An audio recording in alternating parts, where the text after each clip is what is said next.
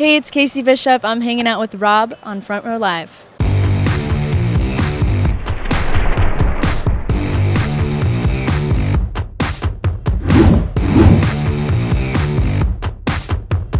You're about to do a nice acoustic set here in Hollywood today. Before you get on stage and prep, like what is something that you've kind of learned to do yourself? Not overthink it and not take it too seriously and just enjoy it. Have fun with it. Yeah. You know? Right. Yeah.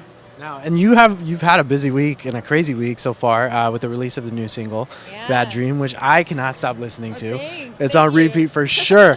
And I love the wordplay you have on here. I love the lyrics you have on there as well. Like, talk to me like what really like kickstarted that writing session for you. Like, did you come into the studio with an idea, like a melody, a lyric? Like, how did that kind of come about?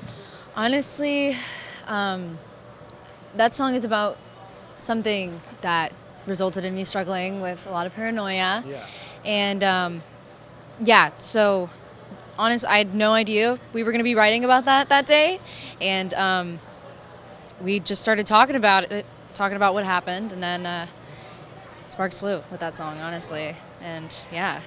So when you came into the studio, like for this song in particular, like you literally had no idea what was going to happen. It's just like, let's just see what vibe we kind of catch like during the session. Totally. Yeah. Willow came in and she's just so great. She came up with some really great melodies, really great lyrics. Chris, Barasco, me, dream team. Right. So did you know that you were going to be working with Willow? Is this something that just kind of happened like on the spot? Like, did you come in prepared knowing that you were going to have that session going on? No, I think that day it was just kind of not really. It wasn't really planned, honestly, that day. It was just like, hey, Willow's coming in, you know? Yeah. So when the two of you started kind of writing together, and including Chris, the producer, when you guys kind of got together, did you feel like it was just like a natural process, or did you kind of have to learn how to like get on their level, or like how to write the way that they were writing? No, totally. It felt super natural, and I felt extremely inspired. Like every time I'm at Chris's house, I feel super inspired, and it was such an amazing day. I remember I could not stop smiling. I loved that song so much. Yeah. Talk to me a little bit about that relationship with Chris, just because like he's gotten some incredible records on his belt as well. Yeah. And I love like the way that he had you kind of do the cadences throughout this song. So is that something that he kind of threw out there as you were in the recording booth, like doing your vocals, or is that something that the two of you kind of came together and were like, let's kind of try these kinds of melodies, these kinds of tones for the song? Had no clue we were going to write a song like that that day. It's a super dark song. It's got a lot of creepiness to it, especially the outro. Oh my gosh, that outro is beautiful. Thank you. Yeah, that's definitely, I think, my favorite part of the song. Yeah. Definitely, because it's so creepy, and that's what the song's about. It's supposed to be kind of spooky and haunting. So yeah. But at the same time, you give us this vulnerable kind of tone with it. So like, what was that process like for you? Was that something that vocally you were in the booth and all that kind of happened naturally? Oh yeah, totally. It just came out. Gosh. Came out instantly. Yeah, pretty much. Yeah. So you're 2 songs in so far, like, and technically you're still kind of new in the scene, and especially with the songwriting and the production process. But how do you feel that like Chris helped you kind of step out of that comfort zone and helped you kind of like be more comfortable when you're creating your parts? Well, Chris is just super welcoming in general. My first writing session ever was with Chris, and we wrote the song called Kerosene, and it's going to be on the EP. So I got extremely lucky with my first writing session to be with him. He's incredible and such a nice guy, also extremely talented. So I felt very comfortable. He made me feel really comfortable the first day. I love that, like that first single, "Love Me, Leave Me." Your vocal tone is different to what we listened to on this new track, totally. "Bad Dream." So what was that process like for you? Is that something that you wanted to actively like step out of that kind of vocal tone and try something different with "Bad Dream," or what was that process like? I don't think it was that I wanted to try anything different. I think it was just how I was feeling and singing the song that day. yeah, it was just pretty much how it was coming out. Love Me, Leave Me, that's how it naturally just came out of me, and same with Bad Dream. So it wasn't like, I want to do something different. But, I mean, it kind of was. Do you feel like you know where your voice is comfortable now when you're singing and where you kind of struggle, or do you feel like that's something that you're still trying to figure out yourself? I'm definitely still figuring it out, but last year, definitely, when I was on the show, I figured out a lot of my struggles, definitely, and that was noticeable. But yeah, I'm still figuring it all out, but there's definitely a lot of struggles that I hit in my voice. Now, so far, with these two songs that you have out so far, like, how do you feel that you've kind of evolved as a songwriter? Do you feel like now you know, like, how to write a song, or do you feel like that's something that you're still trying to kind of discover in yourself?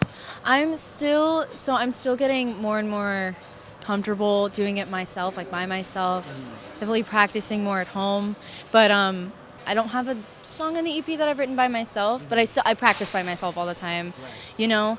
But I'm still getting more comfortable with writing by myself, but definitely songwriting abilities have evolved like crazy over the past year. Ever since we wrote Kerosene, like I've just, because I feed off of other people. I love meeting new people and writing with other people. It feels super inspired, you know? Now, did you write Kerosene before Bad Dream? Yeah. And so why did you choose to do Bad Dream first as like the next release? It just immediately felt like the single. I was so, everyone agreed. We were just like, this is it. This is it. It was that, oh my God, that day, that moment with that song was just everything. Yeah. So as I mentioned with Bad Dream, I love like obviously the entire song, but that outro is just ridiculous. Thank Like you. very unexpected at the same time.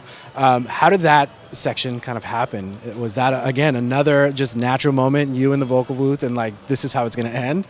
I remember, Chris came up with some crazy notes on his guitar, and we were all like, "Yeah, that's the outro," and then was just spitballing lyrics, and it just came out. It was so easy. That song was just, it was so easy. It came so naturally for everybody. It just felt amazing. It came together so quickly.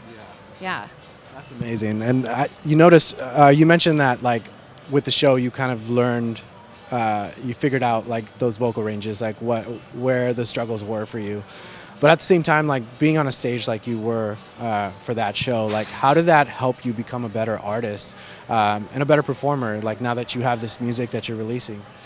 Well, everything I do now, it's like no pressure. It feels like, and Idol, it was amazing, but there's so much pressure because it's a competition, and I was slowly getting more and more comfortable on the stage there, but I wasn't super comfortable on the stage, and I definitely learned. I learned more in 2021 than I ever have so far in my life because of that show. It's just, it was so amazing, and I got so much experience from that show.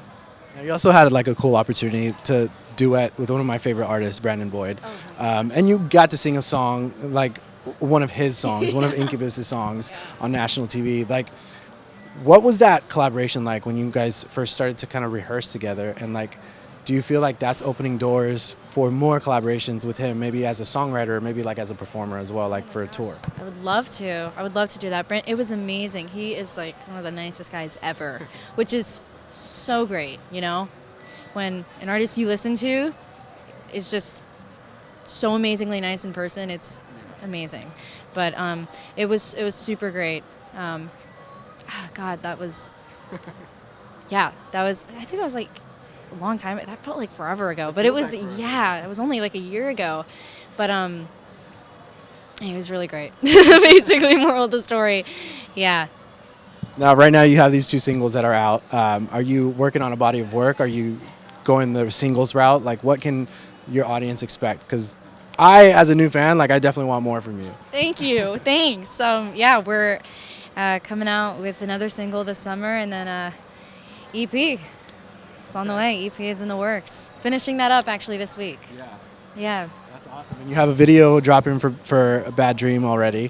What was that experience like for you, like being in your own video shoot? Oh my god, it's crazy. I've imagined myself like I've had so many visions in my head of like what since I was like 5 of myself in music videos and actually doing it, it's pretty surreal, definitely. And I was like bringing those visions to life, like everything, because I had an idea of what I wanted for Bad Dream. Super creepy, kind of weird, and it happened. Well, congratulations. Thank you again for taking the time to hang out with me. You guys be sure to check out Casey Bishop. Her new single, Bad Dream, is out now. And thanks for watching here on Front Row Live.